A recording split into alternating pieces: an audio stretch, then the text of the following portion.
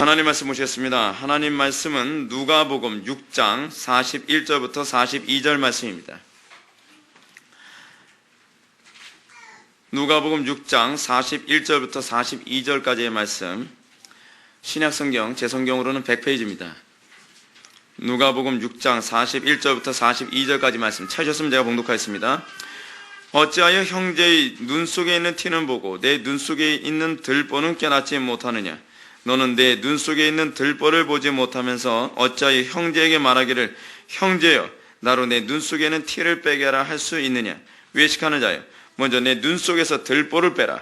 그 후에야 내가 밝히 보고 형제의 눈 속에 있는 티를 빼리라. 아멘.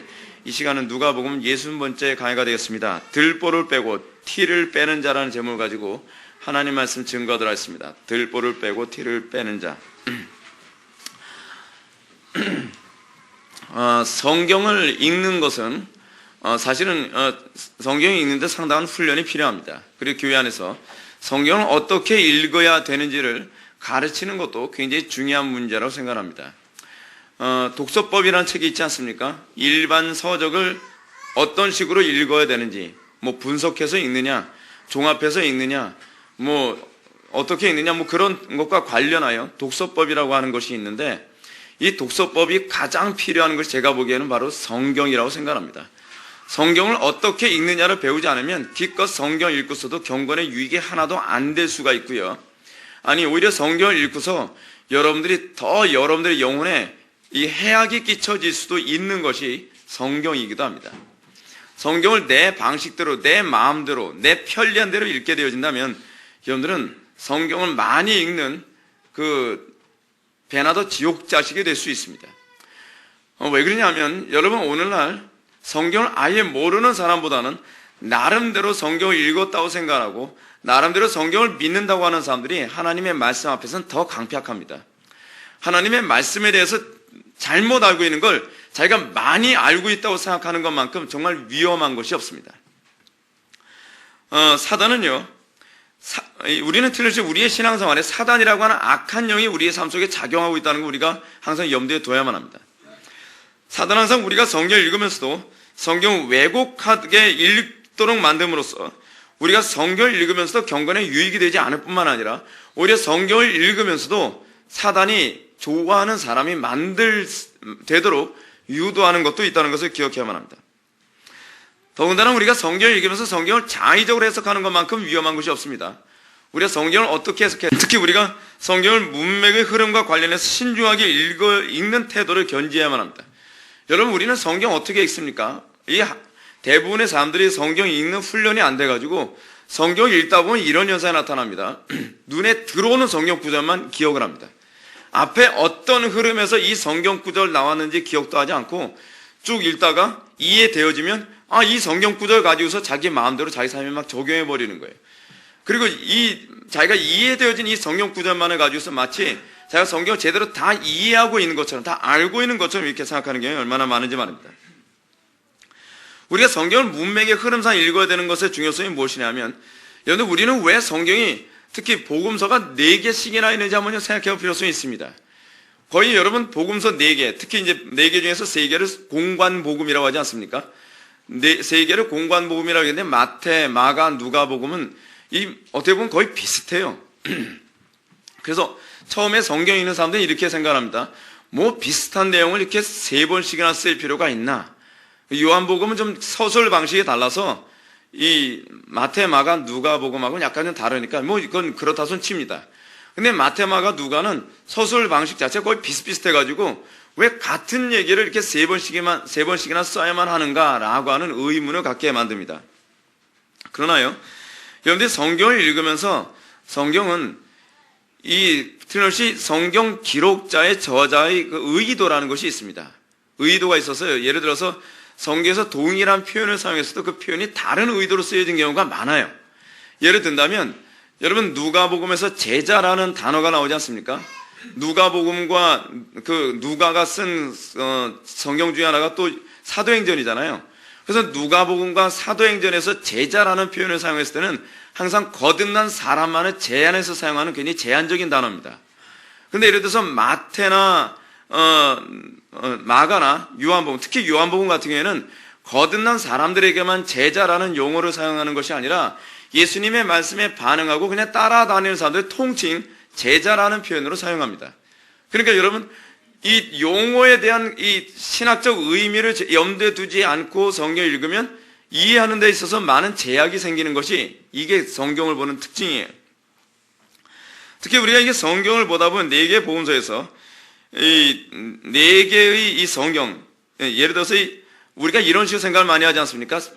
특히 이제 자유주의 신학자들은 이런 식으로 얘기하는데, 처음에 마가복음에 기록되었고, 이 마가복음이 기록된 다음에 마태나 이 누가나 요한이 마가복음을 그 텍스트로 삼아서 베껴 쓰거나 또는 수정해서 자기가 원하는 방식으로 성경을 좀 다르게 구성했다라고 그렇게 생각하는 경향이 많이 있습니다. 근데 그것도 아무런 근거가 없는 것이고 다 가설에 불과해요. 성경적인 얘기가 아니에요. 자, 그런데 그럼 우리가 성경에 어떻게 기록되는가?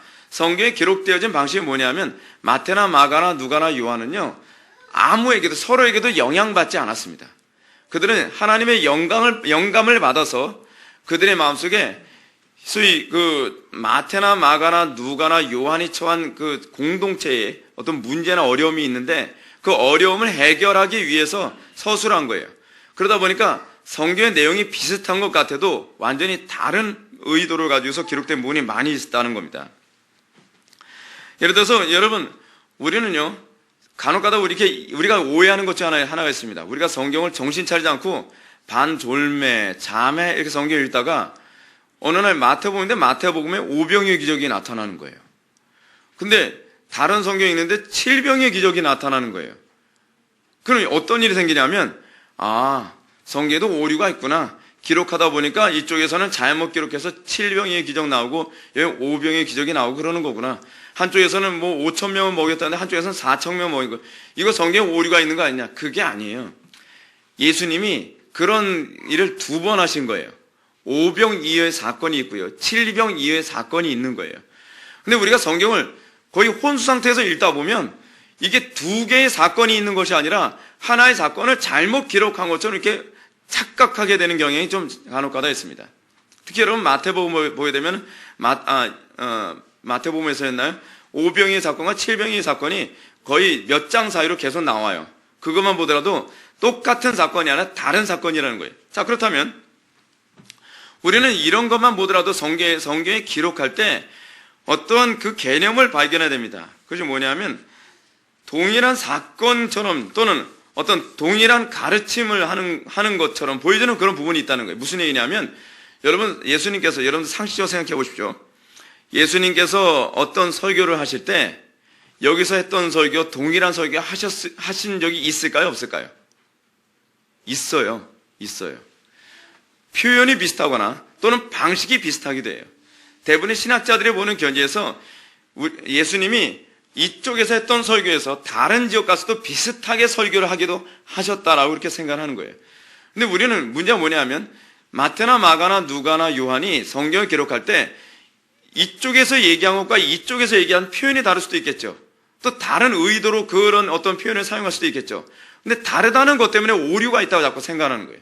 다를 수밖에 없죠. 예를 들어서요, 제가 우리 회복에 위해서 설교하는 설교 가지고서 제가 시드니에 가서 제가 설교를 했습니다.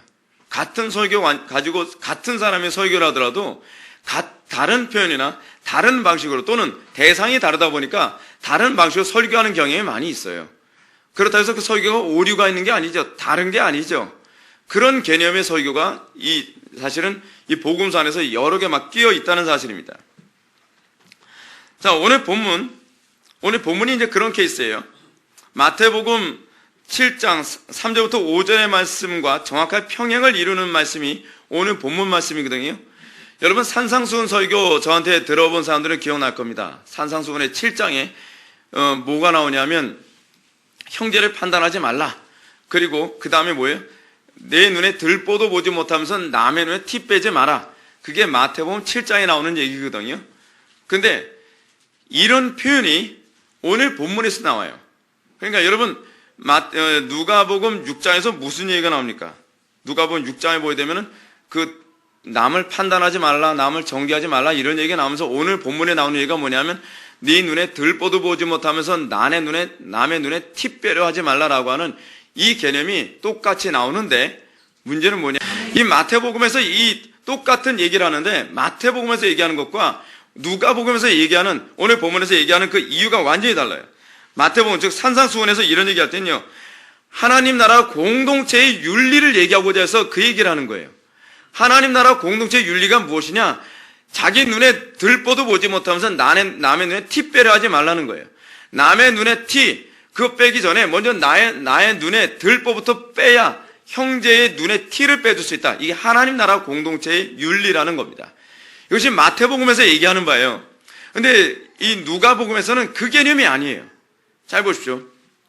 우리가 지난 시간 또는 지지난 시간 설교 들으면서 우리가 어떤 주제의 흐름에서 지금 이 본문이 나온 것 같습니까?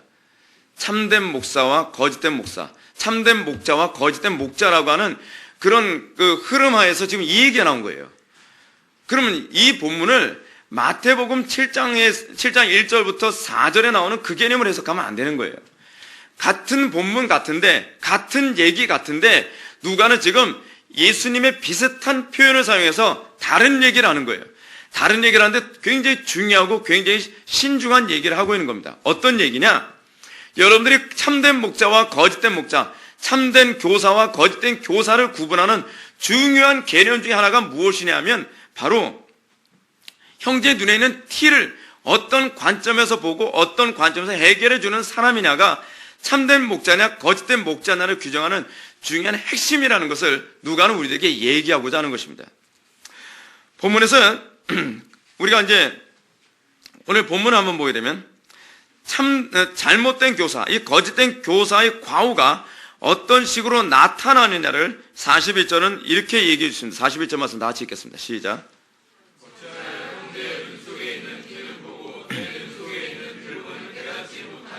아멘. 본문에서 예수님은 지금 어찌하여 형제의 눈 속에는 티는 보고 내 눈 속에는 들보는 깨닫지 못하느냐는 말씀을 통해서 거짓된 교사의 전형적인 어떤 특징을 우리들에게 얘기해 주고 있습니다.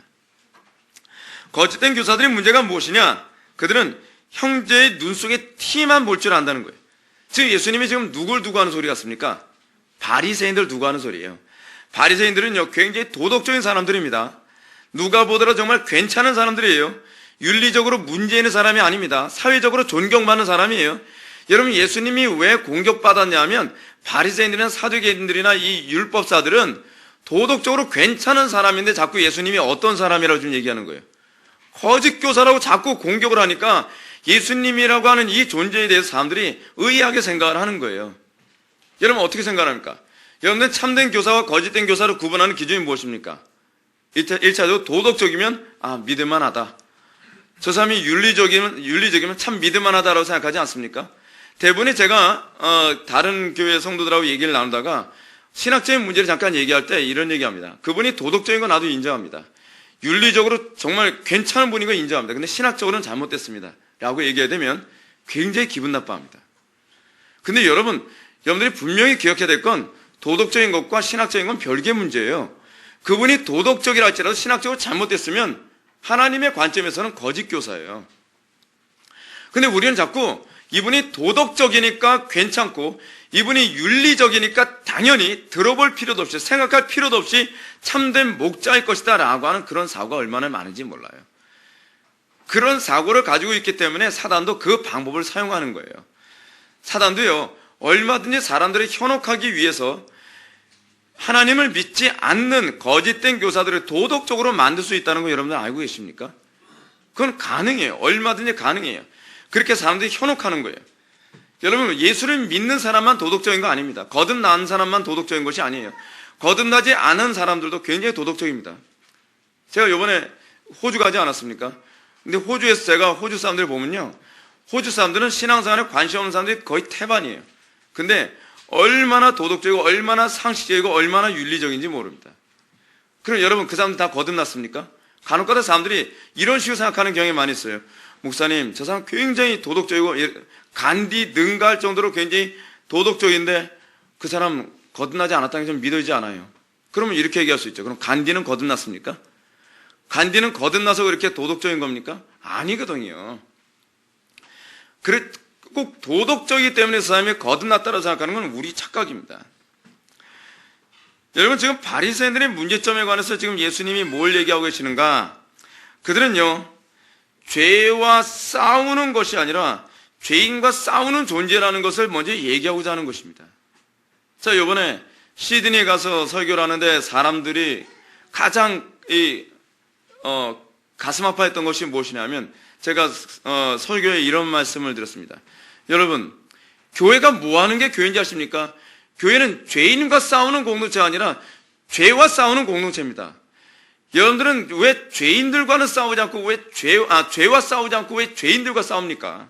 자꾸 이런 분 얘기하니까 사람들이 한 번도 생각해보지 않았다는 것 때문에 굉장히 안타까워하는 거예요. 세상은요, 여러분 왜 오늘날 이 시대에 교회가 공격을 받는지 아십니까? 그 이유는 여기 있습니다. 세상은요, 죄와도 싸우지 않을 뿐만 아니라 죄인들하고도 싸우지 않기 때문에 그렇습니다. 그 사람들은 죄를 좋아하기 때문에 죄인들을 포용합니다. 근데 그들의 포용은 관대함이 아니라 좋아하기 때문에 포용을 하는 거예요. 근데 기독교가 어떤 식으로 보이냐 하면, 기독교는 죄하고는 싸우지 않으니까 어떻게 해요? 도덕성은 형편없으면서 기독교의 삶 속에서 죄인들에 대해서는 너무나 배타적이라는 것이 문제라는 거예요. 그러니까 안 믿는 사람들이 어떻게 해요? 교회가 형편없다고 얘기하는 거예요. 교회는 사랑도 없다라고 얘기하는 거예요. 그럴 수밖에 없죠. 그렇다고 해서 기독교가 죄하고도 싸우는 것도 아니면서 죄인들하고는 얼마나 차갑고 냉정하게 대하는지 몰라요. 그러니 오늘날 시대 교회가 과연 세상에 영향을 끼칠 수 있겠느냐 하는 겁니다. 안 되죠. 안 돼요. 오늘날 기독교는요, 이두저도 아닌 거예요. 죄하고도 싸우지도 않으면서, 그렇다고 해서 죄인들에서 사랑하는데 죄인들을 사랑으로 대하는데도 어떠면서 어때요? 세상 죄인들을 사랑하는 것만큼 사랑도 못해요. 생각해 보십시오. 세상 사람들이 죄인들을 사랑하는 것은요, 자기가 좋아하는 죄를 저 사람이 저지르니까 좋아서 사랑하는 거예요. 근데 우리가 죄인들을 사랑하는 것은 그들의 죄는 미워하되 불신자들이 그 죄인들을 사랑하는 것보다 더 사랑하는 사랑으로 나갈 때라야만 기독교의 기독교됨이 나타나요. 기독교가 얼마나 어려운 종교인지 아십니까? 기독교라는 이 신앙이 그렇게 쉬운 신앙이 아닙니다. 그냥 교회만 왔다 갔다 하면 기독교인 되는 게 아니에요. 기독교인이 십자가를 진다는 것이 그게 단순한 문제가 아니에요. 기독교인들은 죄와 싸우되 피 흘리기까지 싸우지만 죄인들을 사랑하되 피 흘리기까지 사랑하는 것이 기독교예요. 그러니 기독교가 어려운 거예요. 신앙이라는 것이 사람의 힘으로 안 되는 거예요. 우리 주님은 여기서 참된 교사는 또는 참된 목자의 아주 중요한 관점을 제시하는데, 그것은 참된 목자의 가장 중요한 작용은 윤리적으로 정확한 사람이 아니라는 것입니다. 물론 참된 목자가 윤리적으로 정확하게 사는 것은 중요한 문제입니다. 성령으로 거듭났으면 당연히 윤리적인 것이 나타나야죠. 그렇죠? 그런데 성령으로 거듭나지 않아도 윤리적일 수 있다는 생각을 우리는 잘 안 한다는 것이 문제입니다. 공동체의 구성원들은 윤리적으로 정확한 사람들로 양육하는 것이 기독교가 아닙니다. 기독교의 목표는 여러분들이 윤리적인 사람으로 만드는 데 있지 않아요. 그러나 문제는 윤리적으로 정확한 사람으로 양육하는 데 있어서 그 양육이 항상 율법주의적으로 윤리적인 사람으로 만들고 있다는 것이 오늘날 교회의 문제입니다. 여러분, 우리가 얼마나 윤리적이냐는 그다지 중요한 문제가 아닙니다. 제가 여러분들에게 드리고 싶은 것은 이것입니다. 너무나 많은 교회들이 성도들로 하여금 하나님에 대한 인식 없이 그냥 윤리적으로, 그래 아주 도덕적인 사람으로, 그리고 윤리에 엄격한 사람이 되게 하는데 초점을 맞추고 있습니다. 다른 이웃들의 윤리를 감시하던 자들로 또한 양육되어지고 있습니다. 물론 이런 사람들도 자신에 대해서 윤리에 엄격한 잣대를 내세우고 있지만, 자기 자신에게 윤리적으로 엄격한 잣대를 내세우는 이유가 뭐냐면, 남들에게 내가 윤리적인 사람으로 보여지는 그 즐거움으로 윤리적인 삶을 살아가는 거예요. 그래서 어떻게 해요? 내가 윤리적이어야 다른 사람을 정죄할 수 있는 근거가 생기죠. 여러분, 기독교가요, 자꾸 윤리 얘기하면 잔인해집니다. 바리새인 같은 교회가 돼요. 여러분들이 윤리적이라는 것만큼 잔인해질 수 있는 동기는 없습니다. 여러분, 십자군 전쟁 때 왜 이방인들을 그토록 잔인하게 죽였죠? 이유는 여기 있어요. 내가 선민이라는 것 때문에. 나는 하나님의 백성이고 너는 이방인이 때문에 죽어도 싸다는 겁니다. 이게 기독교의 잔인함이에요. 기독교의 선민의식이 한번 들어오면 그건 위험합니다. 근데 기독교의 선민의식이 들어오는 방식이 하나 있어요. 여러분이 율법주의자가 되는 거예요. 여러분들이 율법적으로 정확하다 그러면 나는 저 사람을 정죄할 수 있는 모든 자격이 부여되어진 거예요. 하다못해 어느 정도로요? 마치 영화에서 보게 되면 여러분들 어떻습니까?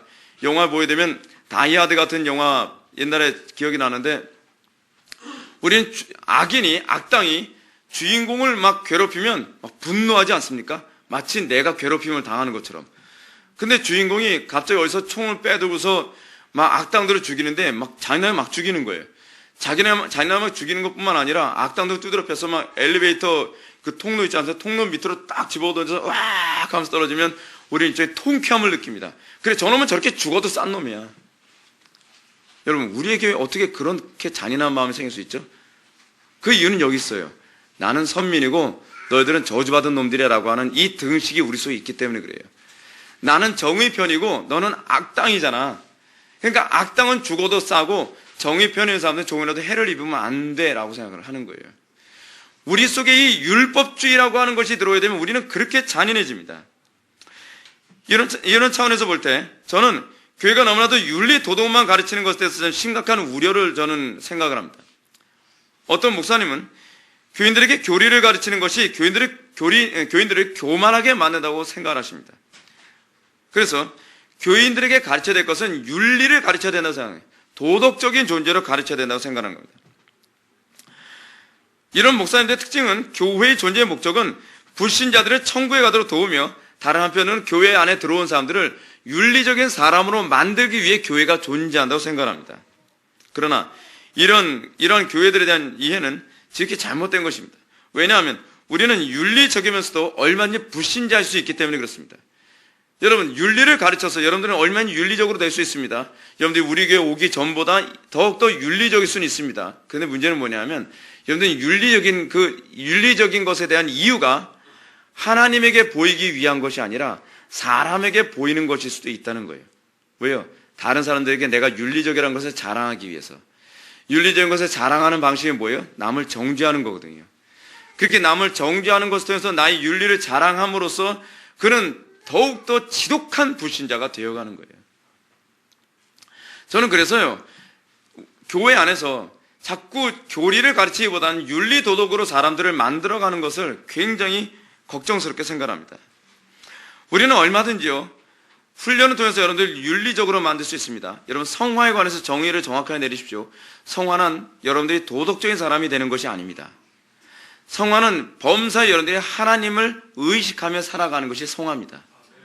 그러니까 도덕적으로 살아가는데 사람을 의식하면 여러분들이 간디같이 살아도 또는 슈바이처처럼 여러분 살아가도 여러분 성화가 아니에요. 이전보다 더 도덕적으로 살아가도 여러분들은요 성화가 아니에요. 그건 타락이에요. 사람을 더 의식하면 더 의식할수록 그것은 타락이지 성화가 아니에요. 사람들을 더 의식하면서 더 도덕적이 됐어요. 근데 그건요 예수님이 뭐라고 정의했는지 아십니까? 독사의 자식들이라고 정의를 했어요. 여러분 이건 우리가 생각하는 건 너무 다르지 않습니까? 우리가 생각할 때 더 도덕적이니까 예를 들어서 예수님 말씀이 이런 식이에요. 어떤 교회 유명한 목사님이 계십니다. 굉장히 존경받는 목사님이십니다. 그분은 굉장히 도덕적입니다. 굉장히 윤리적입니다. 그리고 굉장히 고행적입니다.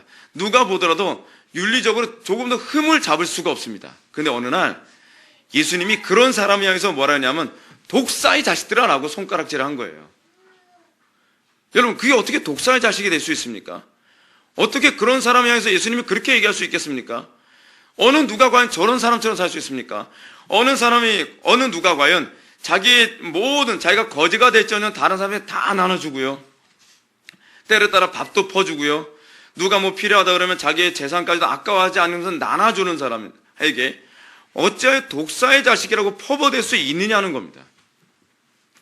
근데 예수님이 그런 사람을 독사의 자식이라고 퍼부어댄 이유가 어디 있냐면 그가 하나님을 의식하지 않고 사람에게 보이려고 의를 행했기 때문이라는 거예요.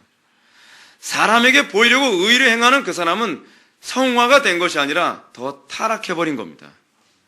기독교 신앙은요, 하나님을 의식하지 않으면 그것은 그 자체가 타락이에요. 여러분들 예수를 믿어가면서 제가 왜 예배에 관해서 이렇게 막 열변을 토해가면서 여러분들에게 자꾸 얘기하냐면 예배를 많이 드리면 여러분들은 점점 더 하나님을 의식하는 사람이 돼가야 되거든요. 저는 여러분들에게 뭐 대단한 성인군자가 되라고 요구하고 싶지 않습니다.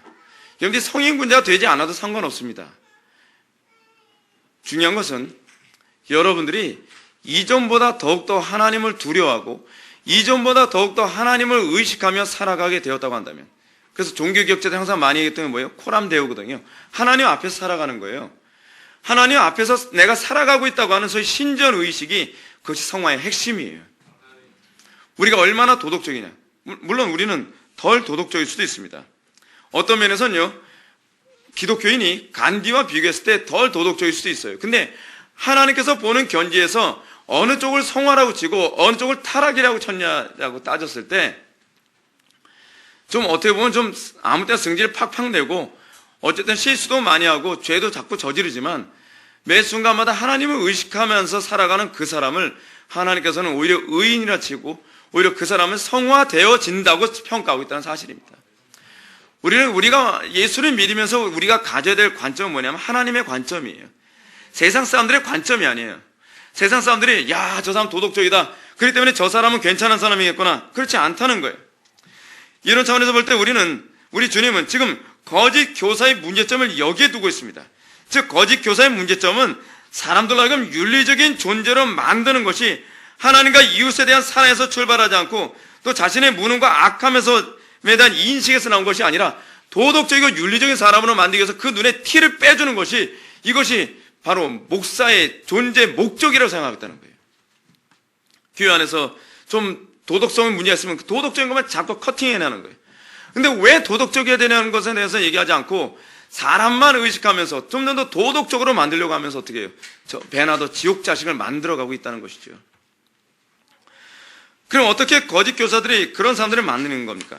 그것은 그들 자신부터 형제의 눈 속에는 티는 기가 막히게 잘 보지만 자신 눈에 있는 들보를 보지 못하는 것 때문에 그런 현상이 나타나고 있는 겁니다. 거짓된 교사의 문제점이 바로 여기 있습니다. 그들은 타인의 조그만 죄는 속속들이 집어내고 지적하는 데 능숙합니다. 그들은 타인의 죄에 대해서 매우 민감합니다. 그러나 그들은 자신 속에 있는 들보 같은 죄성에 대해서는 너무나 둔감하고 신중하지 못합니다. 하나님을 전혀 의식하지 못합니다. 여러분, 오늘날 거짓된 교사들의 가장 심각한 문제는 여기에 있습니다. 그들은 하나님에 대해서 신중하지 못합니다. 하나님이 무엇을 거슬리게 보는지에 대해서 신중하지 못합니다. 그는 하나님에 대한 감각도 거의 없다시피 합니다. 둔감합니다. 그들은 자신 속에 있는 들보와 같은 죄성에 대해서는 둔감하고 신중하지 못합니다. 물론 이 말씀에 여러분들은 이런 거짓된 교사가 자신의 죄에 대해서, 이런 죄성과 죄를 구분해서 지금 제가 말씀드리고 있습니다. 죄성에 대해서는 둔감하지만 죄에 대해서는 예민할 수 있다는 걸 여러분 기억하셔야 돼요. 우리는 어떤 사람이 죄에 대해서 예민하기 때문에 이 사람이 바른 교사일 것이다 라고 생각하지 마십시오. 바른 교사는 죄에 대해서만 예민한 것이 아니라 죄성에 대해서 예민한 존재입니다. 내가 항상 하나님 앞에서 내가 어떤 마음으로, 내가 항상 어떤 태도로 살아가냐에 대한 마음의 중심에 예민한 사람이 참된 교사의 기준이라고 하는 것을 예수님이 지금 말씀하고 계시는 것입니다. 그들은 수준 높은 도덕성을 지니고 있을 수 있습니다. 그들은요, 다른 사람들이 감히 넘볼 수 없을 만큼 다른 사람들에게 도덕적인 존재로 보일 수 있습니다. 그러나 그들은 하나님 앞에서는 둔감합니다. 하나님 앞에서 그들은 자기 자신이 죄인이라는 인식, 자기 자신이 하나님 앞에 죄인 중에 괴수라고 하는 이 들보는 전혀 보지 못하는 사람일 수 있다는 것입니다. 지금 우리 주님께서 말씀하시는 것은 그들의 윤리와 도덕의 문제가 아닙니다. 예수님은 한 번도 바리새인들의 윤리와 도덕을 문제시한 적이 없습니다. 예수님이 항상 바리새인들에게 문제시했던 것은 그들의 윤리와 도덕의 문제가 아니었어요. 오히려 뭐라고 얘기합니까? 그들의 11조 행위를 오히려 본받아야 된다고 얘기합니다. 그들은 박하 회양과 근체 11조를 드리고 있다고 얘기합니다. 그러나 그들의 문제점은 뭐라고 얘기합니까? 더 중한 바 의와 인과 신을 버렸다는 것입니다. 그래서 예수님 뭐라고 얘기합니까? 그거 버리라는 게 아니에요. 이것도 행하고 저것도 버리지 말아야 할지니라 라고 얘기하는 거예요. 예수님이 끊임없이 제자들에게 말씀하시는 것은 바리새인들보다 더 나은 의지, 바리새인들의 도덕성이 잘못됐다라고 얘기하는 것이 아니에요. 그들의 도덕과 윤리의 탁월함을 인정하십니다. 그런데 문제는 뭐냐면 그들의 도덕성과 윤리의 근원이 어디서부터 출발했냐는 문제시하고 있는 거예요. 이게 기독교예요. 기독교는 겉모양을 따지는 종교가 아니에요. 회칠한 무덤이면 만족하는 게 아니에요. 그 속에 죽은 시체가 들끓고 있느냐, 그 속에 생명이 있느냐에 관한 문제예요.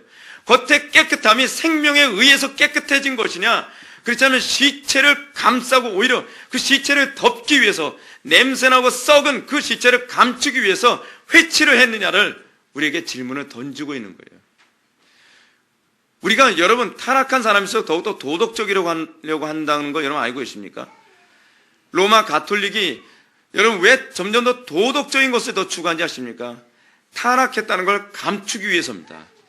하나님이 없다는 걸 덮기 위해서입니다. 생명이 없다는 걸 덮기 위해서예요. 여러분 제대로 예수 믿기 시작하면요, 어떤 면에서는 외모에 별로 신경 쓰지 않습니다. 화려한 건물 별로 신경 안 쓰고요, 굳이 기독교 목회자가 로만 칼라를 해야 될 필요성을 전혀 느끼지 못합니다. 거룩은 로만 칼라에서 나오지 않습니다. 복장에서 나오는 것이 아니에요. 의리의리하고 화려한 건물에서 나오는 것이 아니에요. 영혼 중심에서 나오는 거예요. 기독교가 추구하는 것은 바로 그겁니다. 근데 오늘날 기독교가 타락해가면 점점 어떻게 돼갑니까? 겉을 더 많이 치장하죠. 더 거룩해 보이려고 애를 쓰죠. 뭔가 더 자꾸 화려하게 꾸미려고 하죠. 왜 그렇죠? 왜 더욱더 윤리도덕에 신경 쓰죠? 오늘날 기독교가 왜 자꾸 밥을 퍼주러 다니는 데 신경 쓰고, 오늘날 이 시대 기독교가 왜 자꾸 구제하는 데 더 많이 신경 쓰고, 오늘날 기독교가 어떻게 하든지 다른 사람들이 더욱더 선하게 보이려고 애를 쓰는 이유가 어디 있죠? 그 속에 생명이 없기 때문에 그렇습니다. 그 속에 시체가 있다는 것을 감추기 위해서입니다. 그 속에 썩은 냄새가 난다는 것을 감추기 위해서입니다. 그래서 자꾸 가톨릭을 닮아가고 있는 거예요. 자꾸 천주교를 흉내내고 있는 이유가 어디 있냐면 근본의 문제가 썩고 있기 때문에 그렇습니다. 오늘날 우리는 참된 목자와 거짓된 목자, 참된 교사와 거짓된 교사를 구분하는 기준에 있어서 예수님께서 지적하신 이런 정교한 분별법을 사용하는 데서 너무나 어둡습니다. 오늘날 대부분의 성도들은 교회 안에서 일어나는 부도덕함에 지나칠 정도로 지금 지쳐 있습니다. 부도덕함에 너무나 지쳐 있다 보니까 교인들이 주로 관심을 갖는 것이 뭐냐면, 이 교회가 상식적인 교회냐, 몰상식한 교회냐, 이 교회가 도덕적인 교회냐, 좀 부도덕한 교회냐. 주로 교회, 참된 교회와 거짓된 교회, 참된 교사와 거짓된 교사를 구분하는 이 잣대로서 이걸 많이 사용하지 않습니까? 어느 교회 목사님이 굉장히 도덕적이래, 굉장히 희생적이래, 그리고 굉장히 윤리적이래 라고 해야 되면 덮어놓고 저 목사님 정말 바른 목사님이야, 바른 교사야 라고 얘기하는 거죠. 만약 어떤 목사님이 엄격한 윤리적 잣대를 가지고 자기 자신을 적용해 살아가면, 이야 대단한 목사님이야. 또 교인들은 그렇게 양육하고 있다면 정말 참된 목사일 것이라고, 참된 교사일 것이라고 생각합니다. 그래서 오늘날 사람들은 고행적인 삶을 살아가고 엄격한 도덕적 수준으로 살아가면 어떻게 해요? 그리고 교인들에게 신랄하게 회개를 외치면 괜찮은 교회라고 생각합니다. 자, 여러분 조심하십시오. 회개를 외치면 좋은 교회라고 생각하지 마세요. 회개를 외치는 것이 좋은 교회가 아닙니다. 중요한 게 뭐냐면, 그래도 고행적으로 살아가는 그런 교사가 좋은 교사도 아닙니다. 자꾸 우리가 요즘에 그런 것이 자꾸 현혹되고 있어요. 지금 예수님께서는 우리에게 그것을 얘기하고 계십니다. 회개를 외치는 것, 여러분 좋습니다. 근데 회개를 외칠 때요, 회개하는 게 여러분 히브리어로 어떤 의미를 가지고 있다고요? 돌아와라. 근데 어디로 돌아가요? 중요한 건 회개를 외치는 것이 아니라 어디로라고 하는 것이 중요합니다. 어디로 돌아가게 하느냐가 중요한 거예요. 회개는 외쳤는데 이단으로, 여러분 이단이 더 회개 많이 외친다는 거 아십니까? 왜 이단이 정통교회를 더 많이 비판하는지 아십니까? 그래야 이단으로 오니까 그래요. 여러분 회개를 외친다는 것에 있어서 회개를 외치는 것이 얼마나 어려우냐 하면, 회개를 외칠 때 그 설교자는 그럼 어디로 돌아가야 되는지를 정확하게 제시해 줄 수 있어야만 합니다. 회개를 외치고 나서 어디로 돌아가야 될지를 잘못 제시하면 더 심각한 문제를 야기해요. 오늘날 소위 이단이라고 하는 그런, 여러분 우리 교회가 약간 그 오해를 받는 교회가 하나 있지 않습니까? 회복교회라고요. 회복교회라고 하는 이단이 있는데, 그 회복교회 이단인 이유가 뭐냐면, 그 회복교회가 회개를 무지하게 외치고 있지만 문제는 오류로 자꾸 인도하고 있다는 것이 문제이거든요. 근데 오늘날 교회들이 너무 사람들한테 듣기 좋은 얘기만 하니까 이제는 진짜 회개 외치는 교회는 참된 교회인가 보구나 라고 또 현혹되어져요. 제가 이 한국교회 보면서 느끼는 게 뭐냐면 어쩜 이렇게 극단에서 극단으로 널뛰고 있는지 모르겠어요. 맨날 듣기 좋은 소리, 맨날 위로하는 소리, 이게 문제가 있다라고 생각하니까 이제는 어떤 면에서는요, 사람들을 고행적으로 자꾸 저는 정죄와 회개 외치는 건 또 다른 문제입니다. 근데 정죄하는 것이 또 회개를 외치는 거라고 또 착각, 이걸 구분을 잘 못해요, 사람들이. 정죄를 하면, 야, 저겐 좋은 교회인가 보구나. 저게 정말 살아있는 교회구나. 저게 정말 바르게 가르치는 교회구나. 또 그런 교회를 가요. 또 어떤 교회는 자꾸 고행적인 것으로 자꾸 사람들이 인도하면, 야, 저런 교회가 정말 좋은 교회인가 보구나. 자꾸 그런 교회를 가버려요. 그래서 상당수의 교회들이 이렇게 얘기합니다. 자, 봐라. 이야말로 정말 참된 목회자가 아닌가. 그가 얼마나 도덕적인지 봐라. 그가 얼마나 거룩하며 신실하며 그가 얼마나 강단에서 회개를 외치는가 보라. 저야말로 정말 참된 교사며 저 교회야말로 참된 교회임에 틀림없다. 그러나 진정으로 참된 교사인지 아닌지는 그것으로 알 수 있는 것이 아닙니다. 물론 참된 목회자들은 엄격한 윤리와 도덕이 나타나지 않아도 된다는 얘기가 아닙니다. 하나님의 말씀을 마음속에 심령에 안고 자기 자신의 죄인됨을 바르게 자각한 사람들은 그 도덕성의 수준이 높을 수밖에 없는 건 당연합니다. 그러나 도덕성이 높다고 해서 그들이 다 그런 삶을 사는 것은 아니라는 거예요. 도리어 우리 주님께서 말씀하셨던 것처럼 참된 목회자들은 바리새인들보다 더 나은 의, 다시 말해서 이들보다 더 나은 의를 보여줄 수 있어야만 하는 것이 또한 사실입니다. 그러나 이런 도덕적 행동과 삶을 살아간다고 해서 그가 성화된 삶을 살고 있다거나 그가 바른 복음을 알고 있다고 생각하는 것은 아닙니다. 그것은 타당한 분별법이 아닙니다. 오늘 본문에서 우리 주님께서 지적하고 있는 핵심을 자세히 살펴본다면 참된 목회자의 분별 기준 또는 참된 교사의 분별 기준은 윤리 도덕이 아니라 윤리 도덕의 출처입니다. 이걸 분명히 기억을 해야만 합니다. 우리는 윤리 도덕적으로 살아가라고 하는 그런 설교가 회개를 외치는 설교가 아니에요. 다시 말해서 자신의 눈 속에는 들보를 깨달은 사람인가 아닌가가 참된 교사와 거짓된 교사를 구분하는 기준이라고 우리 주님이 말씀하고 계시는 것입니다. 여러분은 우리 주님의 이러한 가르침을 접하게 되면서 왜 우리가 참된 목회자와 거짓된 목회자를 구분해서 있어서 어떻게 이렇게 정교한 잣대를 꼭 들이대면서 이렇게 피곤하게 살아야만 하는가? 여러분들 아마 질문을 던지고 싶을 겁니다. 피곤하게 살 수밖에 없어요.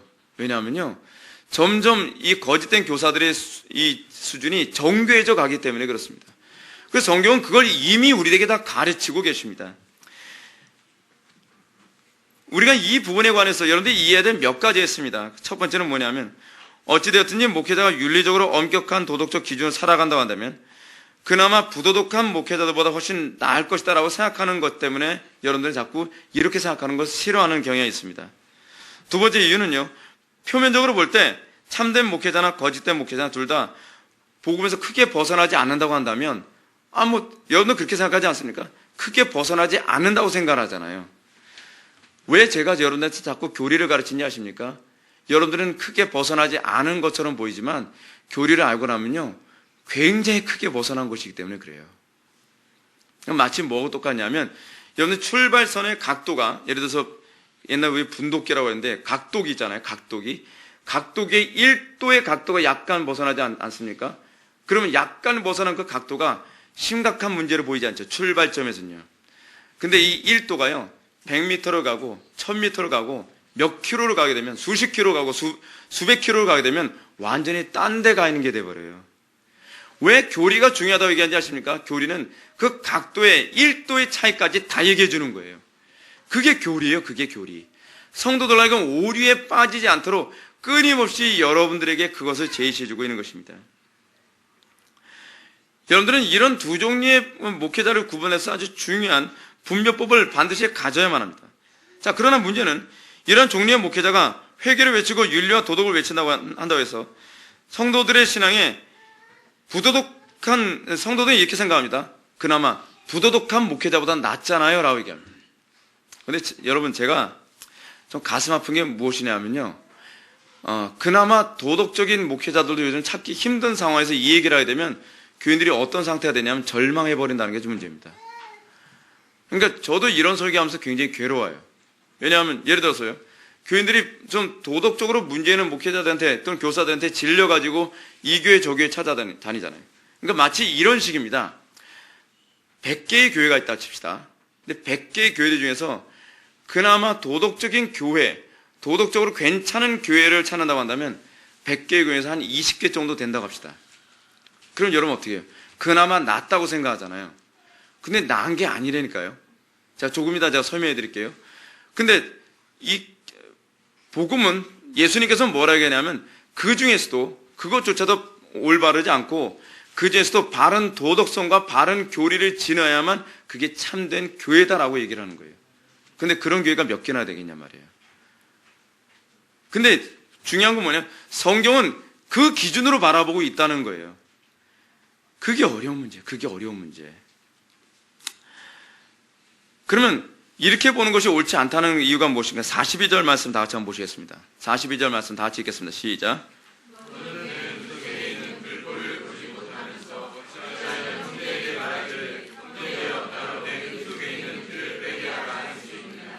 외식하는 자여, 먼저 내 눈 속에서 들보를 빼라.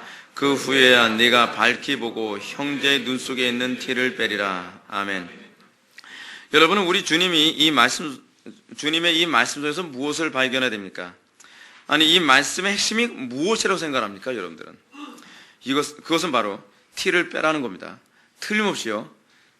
바른 교회는 성도들의 눈 속에는 티를 빼주는 것이 바른 교회라는 것을 믿으시기 바랍니다. 자, 그런데 문제가 뭐냐 하면, 그래서 우리 주님은 이 가르침 핵심에서 형제의 눈 속에는 티를 빼려고 하는 태도를 정죄하고 계신 것이 아니지만, 문제는 뭐냐면, 티를 빼주는 그 주체, 그 교사가 어떤 사람이어야 되느냐를 우리들에게 얘기해주고 있습니다. 그래서 궁극적인 핵심은 형제의 눈에 티를 빼주되, 그러니까 이 얘기에서 이제 두 가지를 얘기한 거예요. 첫 번째는 잘못된 교회의 두 가지 유형을 말씀드릴게요. 첫 번째 그 잘못된 교사는요, 형제의 눈 속에 티가 아니라고 얘기하며 티를 빼주지 않으려고 한다는 사실입니다. 그러면서 그들을 마음을 편안하게 해주는 거예요. 마치 어떻게 해요? 눈이 자꾸 아파요. 그럼 아프십니까? 오십시오. 몰핀 한 제 맞으면 괜찮아집니다. 몰핀 주사로 통증을 못 느끼게 만들어요. 그러면서 굳이 눈에 티를 빼줄 필요가 없는 것을 자꾸 만드는 것. 근데 오늘날 이 시대 교회의 상당수가 그런 교회의 사람들이 지쳐 있습니다. 그런 교회에서 신앙생활하다가 사람들은 교회에서 튕겨져 나오는 거예요. 그래서 교회를 찾아다니죠. 수많은 교회들을요. 수많은 교회를 찾아다니는데 수많은 교회들 중에서요, 어떤 교회들을 갔더니 눈에 티를 빼줘야 된다고 얘기하는 거예요. 여러분, 그럼 제대로 된 교회를 찾은 거죠. 야, 눈에 티를 빼줘야 된다. 근데 눈에 티를 빼줘야 된다고 하는 교회도 또 두 종류 교회가 있는 게 문제인 거예요. 하나는 어떤 교회냐? 교사 중에 어떤 교사가 자기 눈에 들보도 보지 못하면서 그 사람 눈에 티를 빼겠다고 달려드는 사람이 있는 거예요. 또 한 사람은 자기 눈에 들보를 보고 이 들보의 심각성을 자각한 다음에 그 사람이 형제의 눈에 티를 조심스럽게 빼주겠다는 거예요. 근데 문제는 뭐냐면 교인들이 이 둘을 구분을 못한다는 것이 문제입니다. 이 둘을 구분할 또한 의지조차도 없다는 것이 문제입니다. 여러분, 참된 교회는 어떤 교회입니까? 왜 바리새인들의 문제가 무엇입니까? 바리새인들은요, 자기 눈에 들보가 보이지 않는 존재들입니다. 여러분, 자기 눈에 들보, 이게 좀 과장법이잖아요. 예수님이 어떤 과장법을 하고 계십니까? 들보와 티를 얘기하고 있어요. 근데 이 티가 헬라어의 원의미는 어떤 의미냐면 나무 조각이거든요. 근데 이게 뭘 의미냐면 예수님이 과거에 목수 생활했다는 것과 관련을 맺고 있어요. 예수님이 대들보, 그러니까 들보를 깎기 위해서요, 이 대패질하고 하다 보면 어떻습니까? 나무 조각이 날리죠. 날리면서 어떻게 됩니까? 눈에 티가 들어가잖아요. 근데 날리면서 눈에 티가 들어가는 그 조각은 어디서 나온 거예요? 들보에서 나온 거잖아요. 그러니까 여러분, 어떤 사람이 상대방의 눈에 티를 뽑아줄 수 있겠습니까? 자기 눈에 있는 들보를 먼저 빼는 다음에 그 사람의 티가 뭐예요? 밝히 보이겠죠. 근데 눈에 들보를 빼지 않은 사람은 사실 형제 눈에 티가 있다는 걸 얘기를 하지만 사실 실제적으로는 보이지 않는 사람이거든요. 왜냐하면 들보 때문에 눈이 가렸으니까. 그래서 그가 만약에 형제 눈에 티를 빼준다고 하면서 그 티는 뭘 얘기하는 겁니까? 그의 죄악된 삶의 열매 아닙니까? 죄악된 삶의 열매를 어디서부터 근본적으로 빼줘야 돼요? 들보부터 제거하는 것을 출발해야 되거든요. 근데 참된 목회자는요, 자기 속에 있는 들보를 알고 들보를 빼내고 그 다음에 형제의 눈에 있는 티를 빼는 법을 아는 사람이에요. 그러니까 마치 자기 속에 들보를 빼내면서 자기 눈에 있는 티를 거울을 보면서 조심 있게 빼는 경험이 있는 사람만 형제의 눈 속에 있는 티를 뺄 때에 조심성 있게 행동할 수 있다는 것이죠. 근데 문제는 뭐냐면 제가 왜 자꾸 교리를 자꾸 얘기하고 왜 전적 타락을 자꾸 얘기하고 왜 자꾸 회개와 각성을 자꾸 얘기하냐 하면 우리가 우리 속에는 죄성, 내가 죄인 중에 괴수라고 하는 내가 지은 죄는 저 사람의 표면적으로 드러난 죄에 비하면 비교도 안 된다라는 의식을 갖지 않으면 우리는 어떻게 해요? 내 죄는 심상히 보고 형제의 죄는 어떻게 해요? 심각하게 보는 경향성이 생기는 거죠. 내 죄는 들보 같아요. 나는 이미 마음속에서 간음 다 했고 나는 이미 마음속에서 살인 다 했고 나는 마음속에 이미 온갖 죄악된 죄악은 다 범했어요. 그것을 자극하는 것. 소위 조나단 에드워즈가 얘기하는 것처럼 내가 하나님의 긍휼이 없으면 나는 지옥의 저 밑바다에 떨어질 수밖에 없는 존재라는 자기 자각을 한 사람이 형제의 눈에 티를 봤을 때 어떻게 보겠냔 말이에요. 내 죄보단 그나마 낫다라고 보지 않겠냐 말이죠. 근데 자기 눈에 들보가 있는 것을 전혀 깨닫지 못하는 사람, 자기 눈에 들보가 있다는 것에 대한 전혀 감각이 없는 사람은 무엇이냐 하면 그 사람의 조그만 죄악에 대해서 심각하게 다루는 것이죠. 왜요? 그 죄가 나를 불편하게 만드니까요. 그 죄가 나를 너무 괴롭게 만드니까요. 그래서 어떻게 해요? 명목은 이렇습니다. 내가 티 빼줄게. 그래서 어떻게 해요? 눈을 후벼 파는 거예요. 맹인을 만들어버리는 거예요. 볼 수 있는 기능 자체를 완전히 송두리째 제거해버리는 거예요. 여러분, 제가 왜 회개 외치는 설교가 굉장히 조심스럽고 굉장히 어려운 설교라고 여러분한테 말씀드린지 아십니까? 회개 외치는 설교를 한다고 하면서 강단에서 까는 사람들이 많이 있어요. 까는 설교와 회개를 외치는 설교는 다른 얘기예요. 까는 설교는요, 회중들의 눈을 후벼 파겠다는 얘기예요. 소위 까는 설교라고 하는 것은 그들의 죄성에는 관심이 없고 그들 속에 표면적으로 드러난 그 티를 명목하에 저놈을 죽이겠다는 거예요. 우리는 그런 사람들을 굉장히 많이 봅니다. 강단에서 그 눈에 그 사람이 어떤 죄를 저질렀는데 사실 그 죄가 문제가 아니라 그 사람 자체가 평소에 거슬렸던 거거든요. 근데 그게 건수가 걸린 거예요. 그래서 이 문제를 계기로 해서 그의 눈을 파거나 그의 목숨을 앗아가겠다는 거예요. 왜 예수님이 바리새인들을 향해서 독사의 자식들이라고 그토록 얘기하는가? 그들이 윤리적이고 도덕적인 존재들임에도 불구하고 이 예수님이 그토록 신랄하게 비난을 하셨는가? 그것은 그들은요, 죄를 미워하는 사람이 아니었거든요. 실제로는요. 그들은 죄를 미워한 것이 아니라 실제로 미워했던 것은 그 죄인이었거든요. 실제로 죽이고 싶은 것은 죄가 아니라 죄인을 죽이고 싶어 했던 것이거든요. 오늘날 이 시대 교회가 정말 각성되어야 되는 것은 무엇이냐 하면 도덕성의 문제가 아니에요. 우리가 근본적으로 진단해야 될 문제는 바로 거기에 있습니다. 도덕성의 문제가 아니라 내가 어떤 존재인가를 성령 앞에서 발가벗겨지는 거예요. 내 속에 들보와 같은 죄악으로 우글거리고 있다는 것을 깨닫게 되었을 때에 형제의 눈에 있는 그 죄가 티는처럼 보인다는 거예요. 그 형제의 눈 속에 있는 그 티가 이제는 어떻게 해요? 불편할까봐 안타까운 마음으로 보게 되는 거예요. 그랬을 때 우리는 어떻게 되느냐? 우리는 죄인과 싸우지 않아요. 우리는 그 속에는 죄와 싸우는 법을 배우게 돼요. 제가 계속적으로 제 자신과 여러분들을 위해서 기도하는 것이 무엇이냐면 하나님, 우리가 죄와 싸우는 공동체가 되길 원합니다. 죄인들을 사랑할 수 있는 공동체가 되길 원합니다. 죄인들을 미워하는 것이 아니라 내 속에 죄를 미워할 수 있기를 원합니다. 여러분, 한국교회가 그리고 우리 교회가 그렇게 거듭나야 됩니다. 우리 속에 그 부분이 해결되어져야만 합니다. 죄인들이 미워 죽겠는데 내 속에 죄는 하나도 밉지가 않은 거예요. 은밀하게 즐기는 죄에 대해서는 대수롭지 않게 여기는데 내 눈에 보이는 조금이라도 거슬리는 그 죄인을 보면 눈을 후벼 파고 싶고 죽이고 싶은 거예요. 이것 때문에 우리가 악해지는 거예요. 이것 때문에 안 믿는 사람들이 기독교를 욕하는 거예요. 오늘날 기독교는 죄인들에 대해서 관대함이 없다는 거예요. 우리가 정말 잔인해져야 될 것은 죄에 대해서 잔인해져야 되는 것이거든요. 근데 우리는 죄에 대해서는 전혀 잔인하지가 않아요. 죄인들에 대해서는 너무나 잔인한 거예요. 제가 어저께 설교 준비 끝나고 나서 설교 준비하다가 점심 식사하기 위해서 식당에 갔습니다. 근데 그 TV에서 홍석천이라고 하는 사람 나왔죠. 동성애자예요. 근데 순간적으로 TV를 채널을 돌리더니 껐으면 좋겠다는 마음이 생기는 거예요. 근데 그 생각이 들면서 제 마음속에 순간적으로 생각했던 것이 무엇이냐면 내가 왜 저 사람을 긍휼히 여기는 마음이 없는가라는 걸 다시 한번 제가 깨달았어요. 문제는 저 사람이 아닌데 그 속에 죄인데, 내 속에 죄성이 동일한 죄성이 들어왔으면 나도 저렇게 살 수밖에 없는 존재인데, 그가 그 죄 때문에 얼마나 시달리고 고통받는가에 관해서는 생각하지 않고 꼴 보기 싫어. 저 사람 왜 또 TV에 나온 거야? TV에 후딱 꺼버렸으면 좋겠어. 왜 이 방송에서 저런 놈을 잡고 나오게 하는 거야? 근데 제 마음속에 그것이 막 끌어오르는 것을 보면서 제가 깨달은 거예요. 난 정말 죄인을 사랑하지 못하고 있구나 하는 걸 알게 됐어요.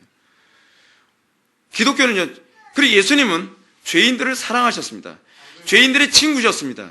근데 우린 죄인들의 원수고 죄와 친구입니다. 이것이 오늘날 기독교의 문제라고 예수님이 말씀하고 계시는 것입니다. 왜 바른 교사와 거짓된 교사를 구분하는 것이 왜 윤리도덕의 문제가 아닌가? 윤리도덕으로는 사람을 살릴 수가 없어요. 율법으로는 사람을 살릴 수가 없단 말이에요. 근본적인 문제는 율법이나 윤리도덕의 문제가 아니라 내 속에 들보 같은 죄성이라는 거예요. 들보 같은 죄성을 우리가 보게 되었을 때에 비로소 우리가 할 수 있는 것이 뭐냐면 죄와 싸우게 되어지고 죄인들을 사랑할 수 있는 힘이 생기기 시작한다는 사실입니다.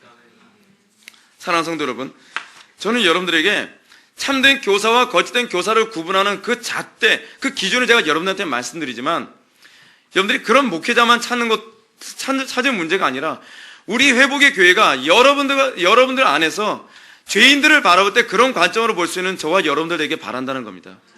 여러분들의 공동체 안에 우리 교회 안에 끊임없는 죄인들 들어올 겁니다. 그렇습니다. 교회는요, 죄인들이 들어오는 것이 교회입니다. 근데 우리가 교회 안에 죄인들이 들어왔을 때 우리가 그 죄인들을 어떻게 대할 것인가에 좀 더 고민했으면 좋겠습니다. 우리 아직 그 부분에서 미숙합니다. 그것이 우리 교회의 문제고 저의 문제이기도 합니다. 우리는 교회 안에 들어온 수많은 죄인들을 볼 때에 우리는 그 죄인들을 미워하는 것이 아니라 그 속에 죄와 싸우는 법을 터득했으면 좋겠습니다. 그들을 어떻게 우리가 포용하되 그 죄를 포용하지 않으면서 그들을 포용할 것인가에 관해서 우리가 좀 더 고민해야 될 것 같습니다. 물론 그 사람들은 우리가 자기네들을 미워한다고 생각할 수도 있습니다. 그러나 마치 예수님께서 죄인들을 사랑하되 그 죄와 싸우는 그 모습이 어쩔 때는 마치 죄인들을 미워하는 것처럼 보이기도 했기 때문에 그렇습니다. 그러나 우리 교회가 그 부분에 대해서 좀 더 훈련되어져야 될 것 같습니다. 2013년을 맞이해서 우리 교회가 정말로 우리가 훈련되어지고 정말 더욱더 경건해져야 될 문제는 무엇이냐 하면 죄인과 싸우는 공동체가 아니라 죄와 싸우는 공동체를 우뚝 서는 문제입니다. 그랬을 때에 교회의 교회됨이 나오게 됩니다. 교회의 그 모습이 나오게 되어집니다. 우리가 죄인들과 싸울 때는 절대로 그리스도의 영광 나타나지 않습니다. 우리가 죄인들과 싸우는 것이 아니라 죄와 싸우는 것이 무엇인지 알게 되었을 때 비로소 우리 회복의 교회가 하나님의 영광이 드러나고 이 세상에서 소금과 빛의 역할을 제대로 감당하는 그런 교회로 세워질 것을 믿으시기 바랍니다. 다 같이 기도하시겠습니다.